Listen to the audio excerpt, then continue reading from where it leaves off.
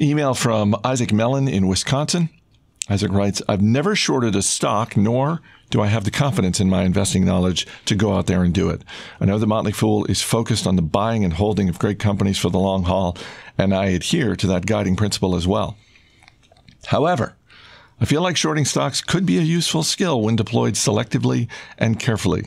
Do you have any recommendations on how to analyze potential shorting opportunities? The only stock I ever considered shorting was Bed Bath & Beyond.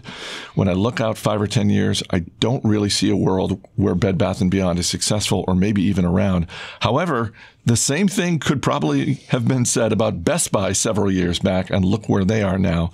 I'd love your thoughts on any thoughts you might have on this topic, and any stocks your analysts have considered shorting or have actually shorted. Thanks.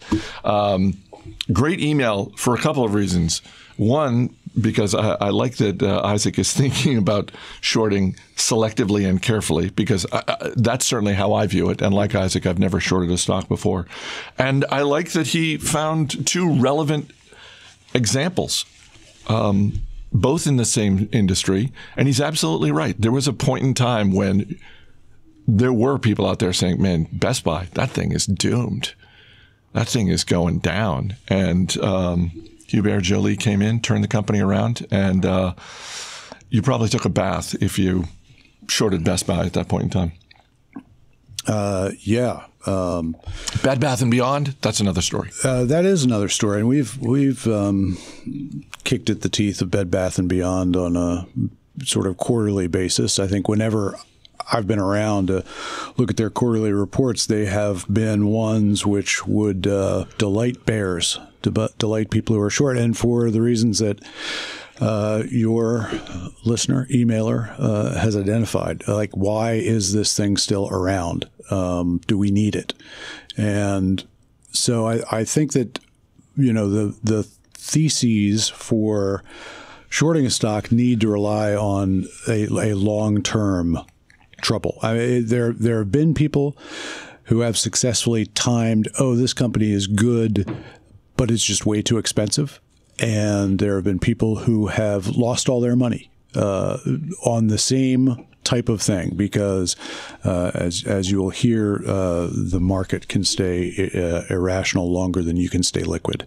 When you're just right about the long term, but wrong about what can happen with a stock. Now, Bed Bath & Beyond's not going to double or triple or quadruple on you through investor enthusiasm. So I think that that's a much safer play.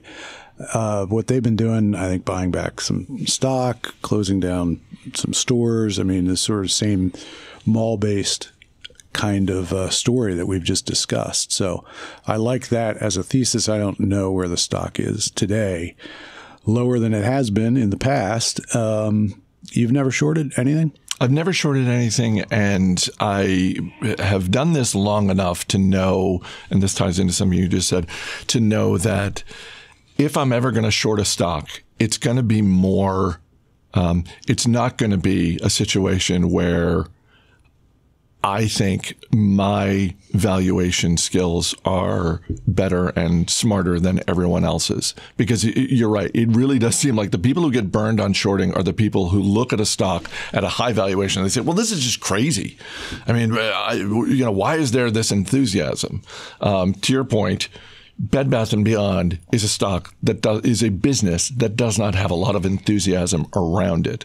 So I think all things being equal, for your first time shorting a stock, you're better off going with the proverbial, this is a troubled business within a challenged industry.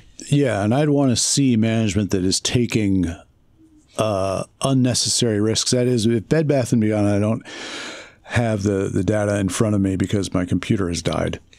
Otherwise, I would just pretend like I knew that kind of thing off the top of my head by reading something online. But what are the costs of shorting? Well, the dividends that you have to pay when the company pays them when you short the stock. And if Bed Bath & Beyond has got a rational, say they agree, oh, our future doesn't look so good. So what we will do is try to maximize the profits from today. We won't go out building new stores, getting into lots of long-term leases in malls, but we'll just buy back our shares with the money they're making. They're still making profits there, and we'll pay a dividend. Well, then if you're short the stock, you're going to be paying that dividend, and the stock price won't really be going down that much if the company is using its, dying breaths to keep buying back shares.